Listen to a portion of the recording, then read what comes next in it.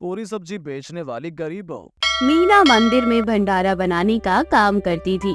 उसके हाथ के बने भंडारे का भोग सभी को बहुत पसंद आता था। भंडारे में मीना पूरी सब्जी बनाया करती थी। ऐसे ही एक दिन मंदिर के पंडित मीना को कुछ पैसे देते हुए बोलते हैं। अरे मीना, ये ले तेरे पैसे। ऐसे क्या डालती है तू सब्जी में जो लोगों को तेरे हाथ का बना हुआ भंडारा बहुत पसंद आता है। यहाँ तक कि लोग ज्यादा भंडारा पैक करवा कर घर भी ले जाते हैं। अरे हम तो कहते हैं कि प्रसाद है, थोड़ा हिसाब से खाओ, तो लोग कहते हैं कि इतना स्वादिष्ट बनाओगे तो इंसान को प्रसाद में भी लालच आ जाता है। ये तो सब कुछ देवी मैया की कृपा है कि उन्होंने मुझे भंडारा बनाने की अच्छी काबिलियत दी है। मैं तो चाहती हूँ कि जितने भी भक्त हैं उनका अच्छे से पेट भर जाए और जो गरीब लोग हैं वे हमारे यहाँ से भूखे पेट न जाए, उनका पेट भी भर जाए और उन्हें अच्छा भी खाना लगे। सच में बहुत गुणी है तू। तेरे ससुराल वाले बहुत खुश रहते होंगे तेरे से। मीना बहुत खुश होकर घर आ जाती है और अपने बच्चों को खूब प्यार करती है। तभी मीना का बेटा सूरज बोलता है। अरे माँ, आप आ गई। आज हमारे लिए भी तो पूरी सब्जी बनाओ ना। अच्छा, मेरे बेटे को आज माँ के हाथ का पूरी सब्जी खाना है। रुक जा मेरे लाल, मैं तेरे लिए पूरी सब्जी बना कर ले आती हूँ। हाँ माँ, जल्दी लाओ, मुझे बहुत भूख लग रही है आज। मीना अपने परिवार के लिए भी पूरी सब्जी बनाती है और अगले दिन मीना समय से दूसरे गांव में पूरी सब्जी का भोग बनाने के लिए चली जाती है। वहाँ भी लोगों को मीना के हाथ की पूरी सब्जी बहुत पसंद आती है। तभी वहाँ एक आदमी जिसका नाम अरुण था, वो मीना से कहता है। वैसे मीना, आपका बहुत नाम सुना है हमने कि आप बहुत अच्छी पूरी सब्जी बनाती हैं। दरअसल शहर में मेरी ना बहुत बड़ी कंपनी है, वहाँ बहुत सारे वर्कर्स काम करते हैं, तो उन्हें मैं खुद लंच प्रोवाइड करवाता हूँ। मैं चाहता हूँ कि आप हमारे वर्कर्स के लिए पूरी सब्जी बनाएं, क्योंकि आपके हाथ में काफी स्वाद है। वर्कर्स भी बहुत खुश होंगे। अरे, ये तो बहुत अच्छी बात है कि आपने मुझे इतना अच्छा मौका दिया है। मैं सभी वर्कर्स के लिए समय से पूरी सब्जी बना दिया करूँगी। हाँ, और आपको पेमेंट हैंड टू हैंड मिल जाया करेगी, या फिर आपको अगर मंथली पैसे चाहिए होंगे तो वैसे भी मैं दे दूंगा।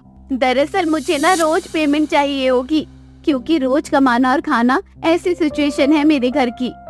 अच्छा, मैं समझ गया। आपको पैसों की चिंता करने की जरूरत नहीं है, समय से आपको पैसे दे दूंगा। बाकी आप हमारे लिए पूरी सब्जी बनाने का टाइम निकाल लो, क्योंकि मुझे तो आपके हाथ की पूरी सब्जी बहुत पसंद है। मेरे वर्कर्स को भी बहुत पसंद आएगा। मीना बहुत खुश होती है और उसकी कंपनी के लिए पूरी सब्जी बनाने का ऑर्डर ले लेती है।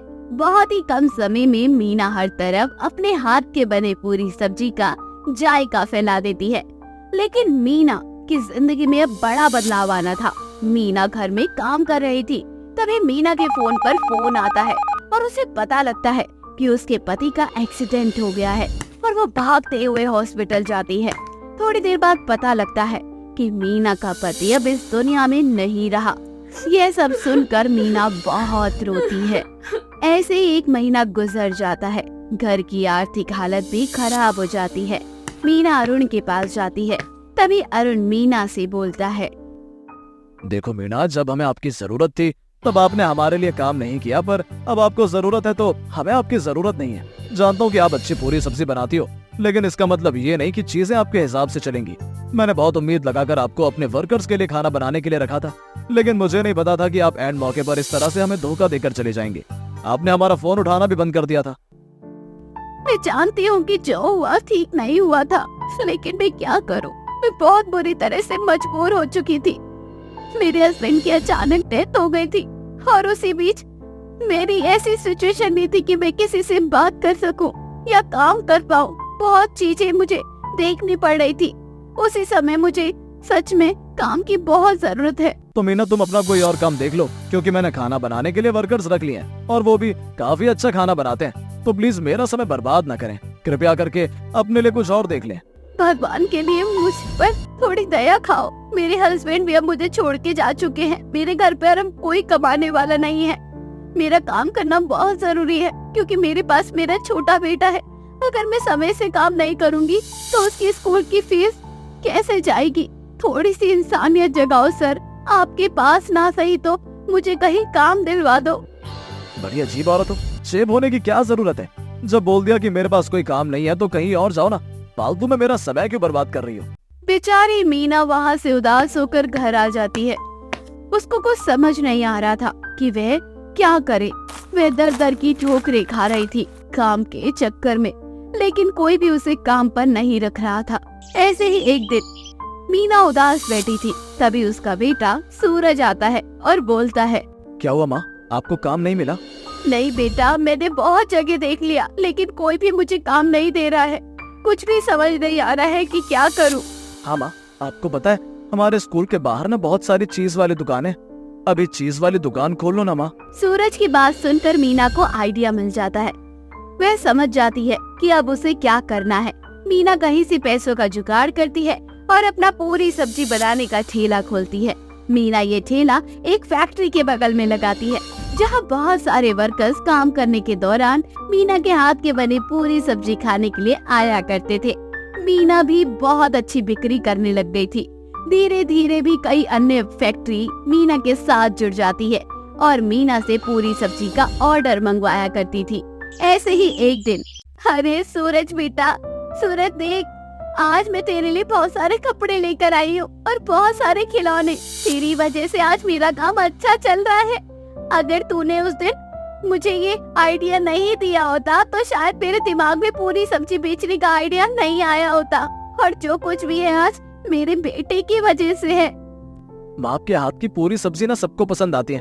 मेरे सारे दोस्त बोलते हैं कि सूरज, तेरी माँ तो बहुत अच्छा खाना बनाती है, ऐसा लगता है जैसे कि तू होटल से खाना लेकर आता है।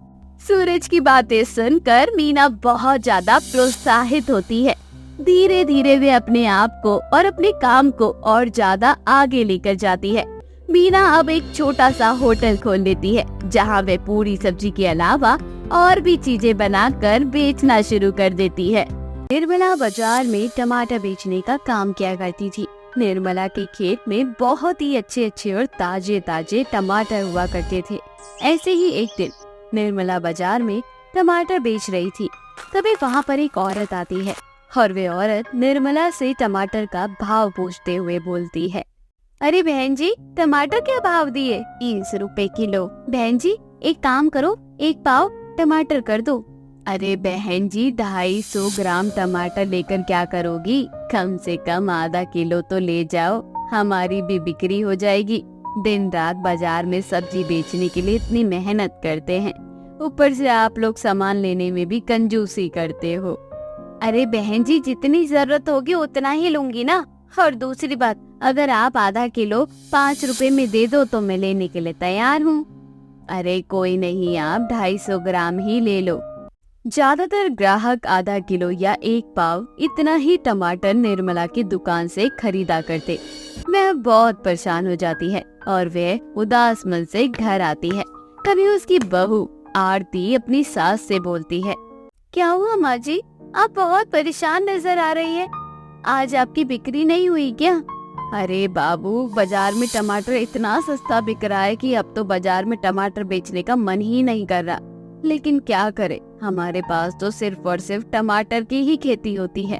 दिल तो कर रहा है कि टमाटर बेचना छोड़कर आलू प्याज बेचना शुरू कर दूं। अरे नहीं नहीं माँ जी, जो चल रहा है उसे वैसे चलने दो। और रेट का क्या है, ये तो ऊपर नीचे होते रहते हैं। क्या बताऊं बाबू, तू खुद ही देख, कितनी मुश्किल से ही 200 रुपए की बिक्री हुई है। क्या फायदा इतनी मेहनत करने का, लोग सामान लेने में भी इतनी कंजूसी करते हैं। 20 रुपए किलो टमाटर खरीदने को तैयार ही नहीं होते, लोग 1 पाव टमाटर लेते हैं। अरे हद होती है कंजूसी की। अरे माँ जी, आप बिल्कुल भी चिंता मत करो। कहते हैं ना, समय का पहिया अचानक से ऐसे बदल जाता है ना, इंसान ने कभी उसके बारे में सोचा भी ना हो। और अभी आप जो काम कर रहे हो ना, उस काम को मन लगा कर करो। कौन जानता है कि आगे आने वाला समय कैसा रहेगा।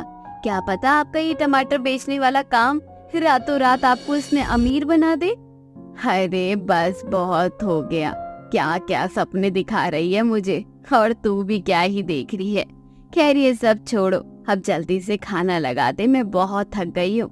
हाँ हाँ ठीक है, आप हाथ मुंह धो लो, विनोद भी आते होंगे, आप दोनों का खाना मैं एक साथ लगा दूंगी। थोड़ी देर में आरती का पति विनोद आ जाता है। पूरा परिवार एक साथ मिलकर खाना खाता है। तभी विनोद अपनी माँ से बोलता है, माँ, सही कहा है किसी ने, इस दुनिया में गरीब इंसान को बहुत मुश्किलों का सामना करना पड़ता है, अरे दिन रात काम करो, उसके बाद भी मेरा बॉस मेरे सर पे चढ़ा रहता है। ये काम नहीं हुआ, वो काम नहीं हुआ, इसमें प्रॉब्लम है, ये प्रॉब्लम है, वो है, ऐसा है, वैसा है। अरे दिमाग कब ही बना के रख देता है वो। अरे कम से कम खाने के वक्त तो ये ऑफिस की बातें मत किया करो। इस वक्त आप सिर्फ अपनी और हमारी बातें किया करो। अरे यार तो और क्या बताऊं, मैं परेशान हो चुका हूँ इस नौकरी से। दिल तो करता है कि नौकरी वोकरी छोड़ के माँ के साथ टमाटर बेचने का काम शुरू कर दूं। अरे नहीं नहीं बेटा, भूल से भी ना ऑफिस का काम मत छोड़ना। तुझे क्या लगता है कि मैं टमाटर बेचकर बहुत ज्यादा कमाई कर लेती हूँ? अरे ऐसा कुछ नहीं है। मुझे तो ऐसा लगता है कि बाजार में सबसे सस्ता टमाटर ही बिकता है। अरे माँ देखो, ऐसा है कि मुझे बहुत ज्यादा दिक्कत हुई ना अपने ऑफिस में, तो मैं काम छोड़ भी दूंगा। क्योंकि कम कमाओ लेकिन अपना काम करो। कम से कम खेत में टमाटर की खेती तो करूंगा और आपके साथ शाम को बाजार में बैठकर टमाटर बेचूंगा। अरे इसमें बुराई क्या है? इस काम में क्या काम नहीं है? अरे बेटा, तू कम से कम महीने में 15 से 20 हजार कमा कर तो लाता है। अब मैं तुझे क्या ही बताऊं, मैं तो दिन का 100 रुपए भी नहीं कमा पाती हूँ। कभी कभी तो इस काम का क्या ही भरोसा। इसलिए जैसे तैसे अपने ऑफिस का काम मत छोड़ियो, उसे करता रहे। लेकिन माँ, विनोद सही कह रहे हैं। अगर वे अपने ऑफिस में परेशान है तो मेरे हिसाब से उनको काम छोड़कर अपने काम की ओर आगे बढ़ना चाहिए। क्योंकि बिजनेस चाहे छोटा हो या बड़ा, वही हमें तरक्की की ओर ले जाता है। वरना जिंदगी भर तो हम दूसरों के नौकर ही बन के रह जाते हैं। आरती बिल्कुल सही कह रही है। अरे मुझे किसी का नौकर नहीं बनना माँ।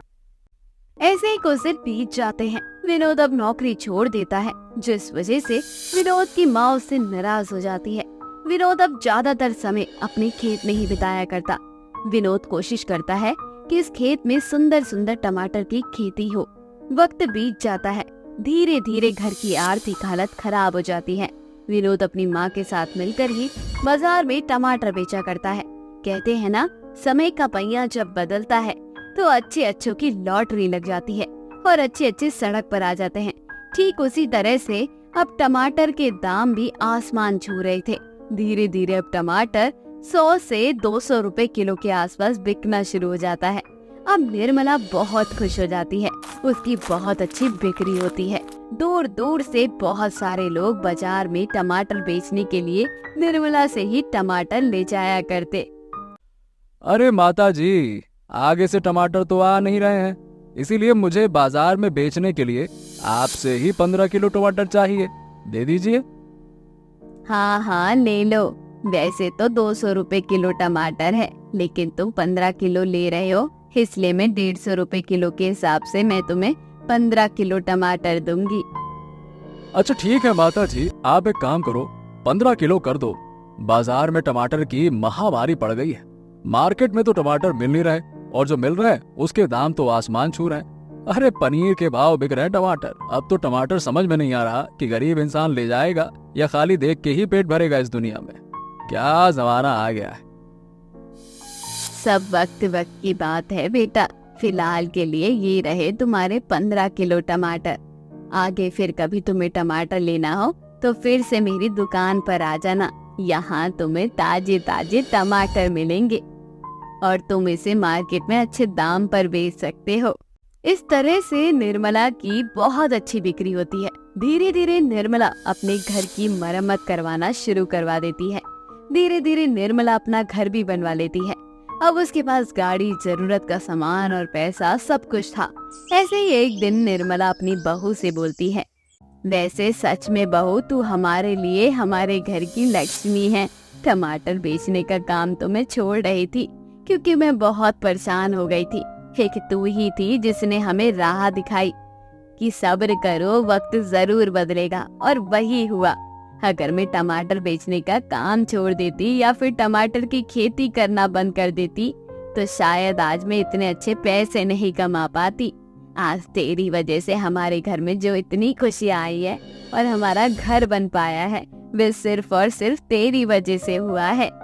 ऐसा कुछ नहीं है माँ जी, सब कुछ आपकी मेहनत और लगन का नतीजा है। अब आपने जितना भी कमाया है ना, उसमें से थोड़ा बहुत ऐसे लोगों के लिए बचा के रखो जिनको रोटी कपड़ा की जरूरत हो।